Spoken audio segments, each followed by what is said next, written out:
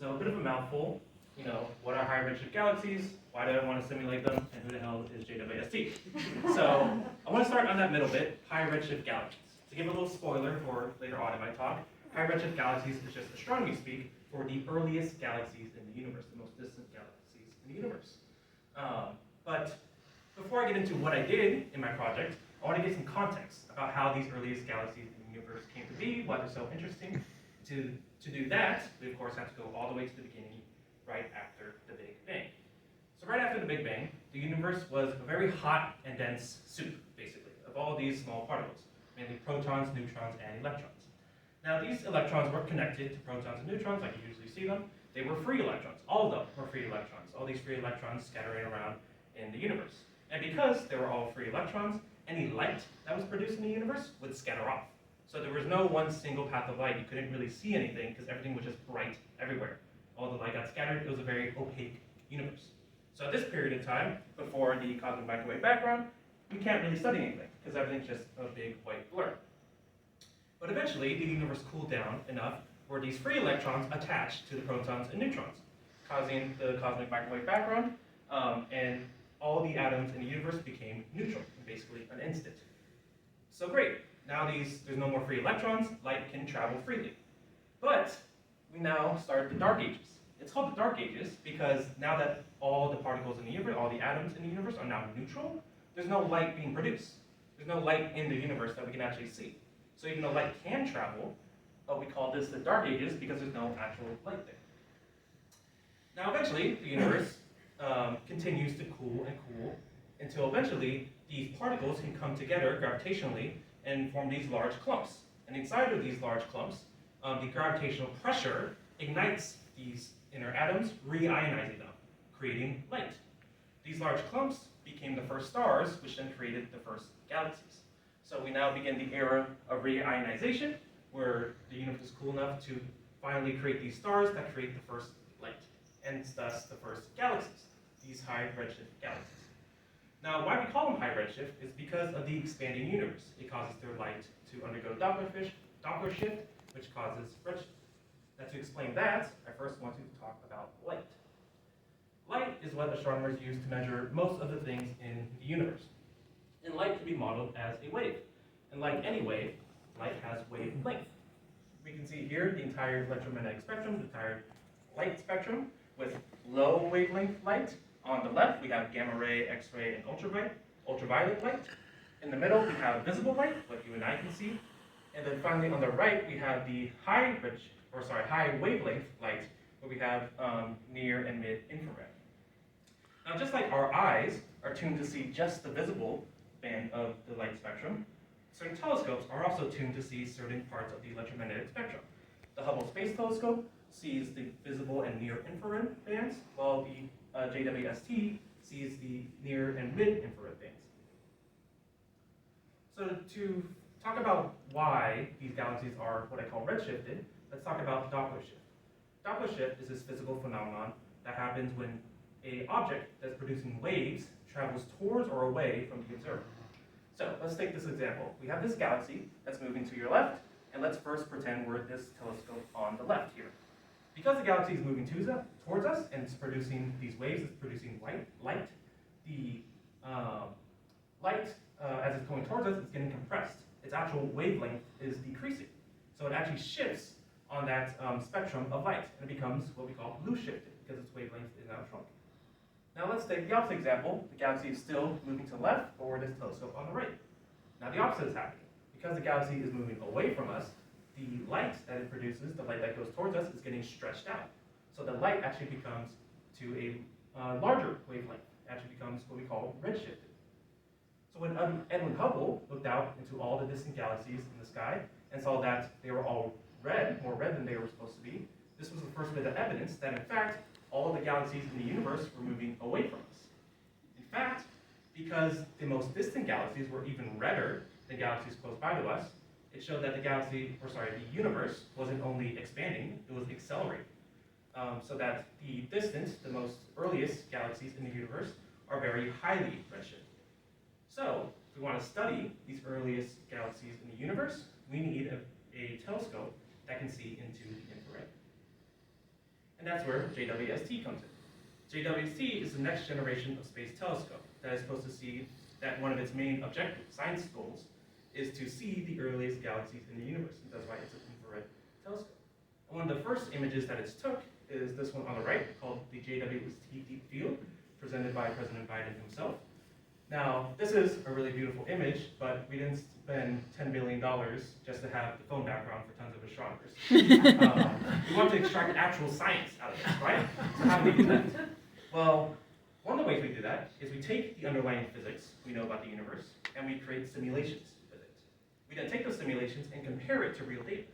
If they match, great. That means our underlying physics is correct. If they don't, that means there's more to explore. So that will be what my project. So that was my project, using the underlying physics that we know about the universe and creating simulations to then eventually, hopefully, be able to compare to the real data that JWST is gathering. So what is that underlying physics that I'm doing?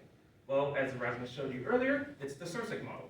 CIRSIC model is used to outline the light profile of a galaxy from its center out to the outer regions. Now there's several different parameters in the CIRSIC model, but I want to focus again on the CIRSIC index, which just controls the shape of the light profile, whether it's very centrally concentrated, whether it's very outwardly concentrated, very spread out. Now to better see this, let's look at some of the actual simulations. So here we have the same galaxy, but I changed the CIRSIC index. We have the low CIRSIC index on the left here, and high CIRSIC index on the right. On the left here, we see that the low CIRSIC index produced a very spread out light profile. These relate to spiral galaxies that have very spread out light. On the right here, we can see the light is very centrally concentrated. This equates to elliptical galaxies. But one point I want to make is that the light here is the same amount of light for each image. It just depends about how much it's concentrated in the center or spread out. Analogy I like to use is having peanut butter spread across toast, where on the left here, you have the peanut butter spread all the way to the edges, very flat. But on the right here, you have it just in a clump in the center. Same amount of peanut butter, but and same amount of light, it's just about how much it's spread. Also like that analogy, as a future grad student, that's about all I'm going to be able to afford to eat. So these simulations are great, but it's actually not how JWST would see it. There's one important piece missing. That's the background noise. There's always going to be galaxies and stars in the background that are going to wash out these images. That are going to, if the galaxies aren't bright enough, are going to completely make them unobservable. So according to JWST's limitations, I created these background fields. And I have the same galaxies of the same CIRSIC index laid on top a background field. And I also changed the brightnesses of each galaxy. You can see at this top axis here. A little quirk about astronomy, the magnitude is flipped so that the lower magnitude are the brightest galaxies here on the left, the higher magnitude are the dimmest galaxies on the right. And there's two big points that we can take from this plot. The first is that the elliptical galaxies are a little easier to see than the spiral galaxies up top when we dim the galaxies. You can see because they're more centrally concentrated, it's a little easier to see behind or on top of the background noise. The other thing we can see is that no matter which galaxy we look at, they all disappear at around magnitude 30, which is actually a good thing because JWST has what's called limiting magnitude, which means anything dimmer than this value, 29.5 magnitude, we shouldn't be able to see. We shouldn't be able to see above the background. So it's a good thing in my simulations, we see the same thing. It shows that my simulations are doing a pretty good job at mirroring reality. Now just to make a point about how this is real physics going on right now, I want to show one of the most recent galaxies that JWST has discovered, class C12. It's formerly called class C13 because we thought it was redshift 13. Upon further investigation, we found it was redshift 12. And then here I just have one of my galaxies put aside to it, just changing up the colors a little bit. Now this is great, I think it's a pretty good comparison, but we don't want to just go on looks. How can I more definitively show that my simulations are good models for JWST? Well, that's where I want to introduce aperture analysis, where we're going to look at the actual aperture of JWST and count the amount of light, the amount of flux in each pixel. And then I want to see if it's a significant amount above the background noise. So here in this graph, because the background noise introduces randomness into the equation, I have to simulate my galaxies tons and tons of times, because there's just going to be some times where the background noise is very low, sometimes where it's very high.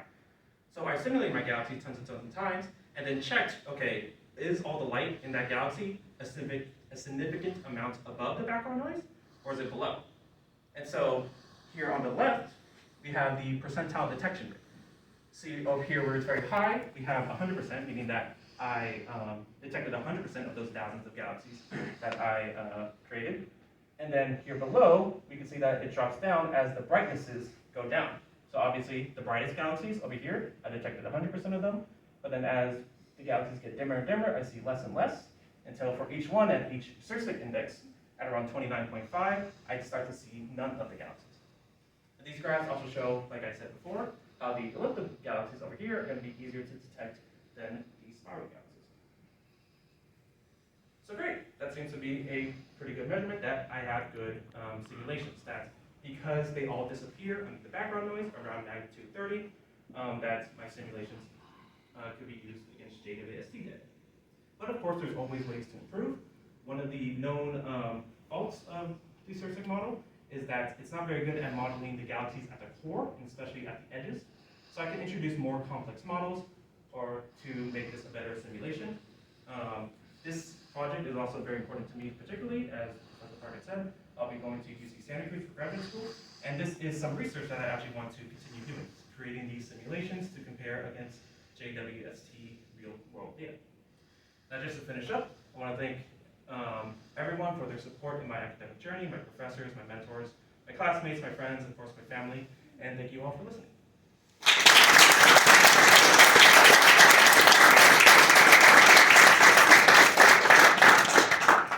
All right, questions for Pedro and Jesus? I have one actually. Yeah. So you were mentioning how you created a bunch of different simulated galaxies. And I assume you used the Sirsic model to do this, but what was sort of the randomness and like what was changing about the difference? Do you know what I'm talking about? Yeah. So over here, this is when I introduced the background noise. You can see that there's different, that the values of the actual background noise at different pixels, they're at random points. It's not the same background field for each one. So it's the Everyone background has, is very yeah, random. the background is random because it could be any collection of galaxies and stars behind it. So when we actually see something, it could be a galaxy, or it could just be a bunch of stars in the background that make it look like galaxy. It could just be some random background noise. Okay. Is there any physical place in the universe where an observer would see this blue shift? Yes, actually, because of the overwhelming force of dark energy, which causes this expansion, most of all the distant galaxies are redshifted. However, the nearest galaxy, specifically our closest neighbor, Andromeda Galaxy, is blue shifted. Because we're gravitationally linked, we're actually going to have a collision in some billion years from now. Because it's moving towards us, it's blue shifted.